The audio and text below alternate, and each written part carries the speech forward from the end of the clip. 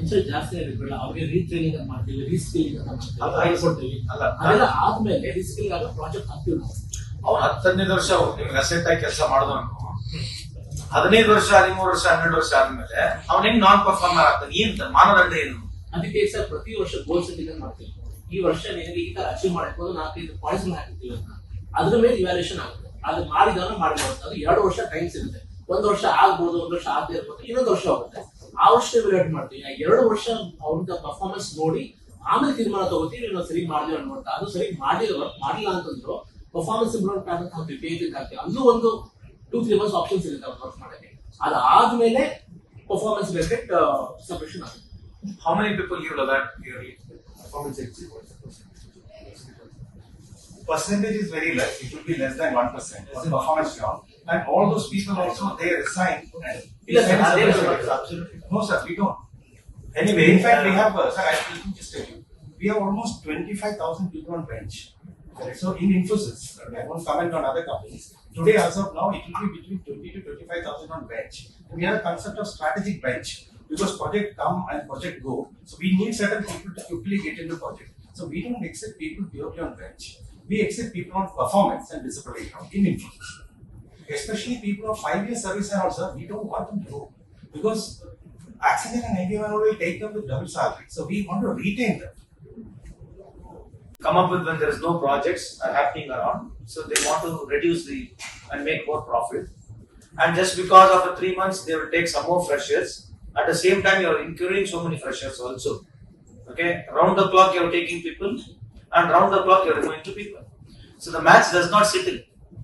So you want to retrench somebody because you don't have projects, or he's all of a sudden how come he become a liability to the company? Just understand. When I work for 5 years, 10 years, 11 years, 12 years, all of a sudden why will my performance go low? On what basis? Just try to understand.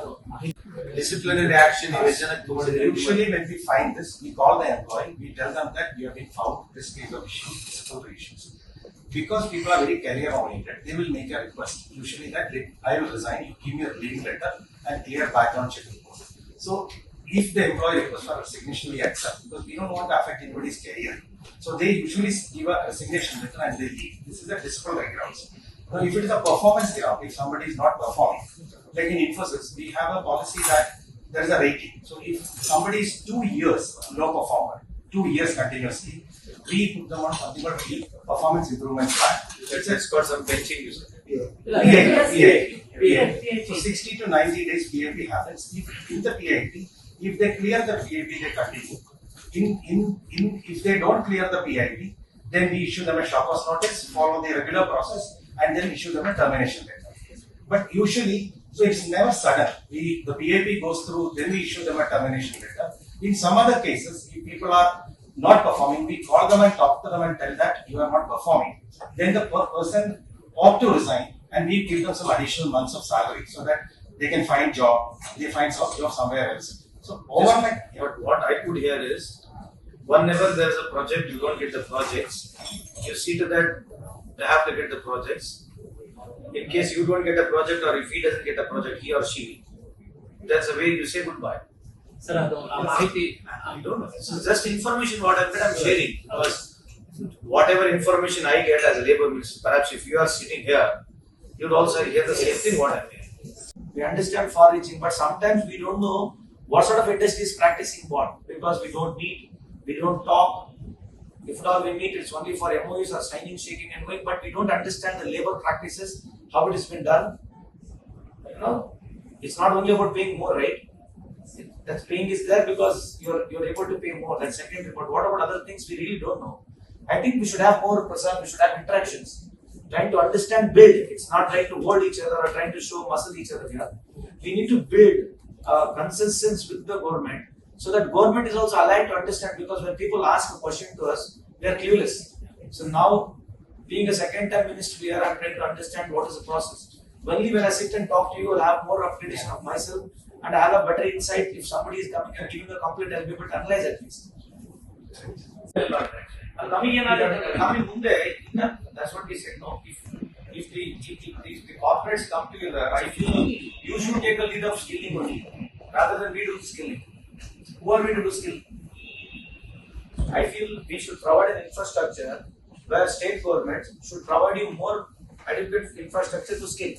You can come to rural area. This is what we've been talking, but nobody comes. When we call, nobody comes. So if somebody is able to take a lead, we know that we have already lost on the scaling. We are way behind.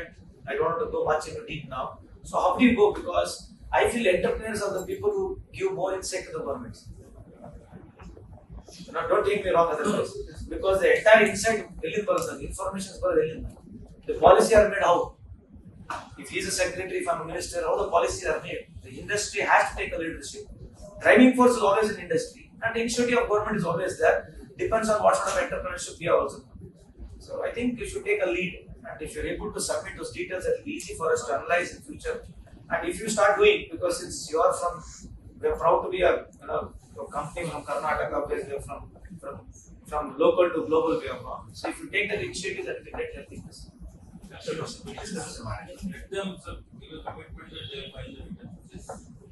They have agreed now. We'll talk to the management. I mean, understand what all the returns are required. What is there to talk? If it is mandatory, we will definitely. You are understanding what it is mandatory. And what is there to talk? You are You go to the standing order. See, here, we want to understand also as a labor ministry, if I'm getting a year or two to understand the entire thing, we could also as a government come up with some idea. Or rather we can sit more, discuss and understand, try to get more solution.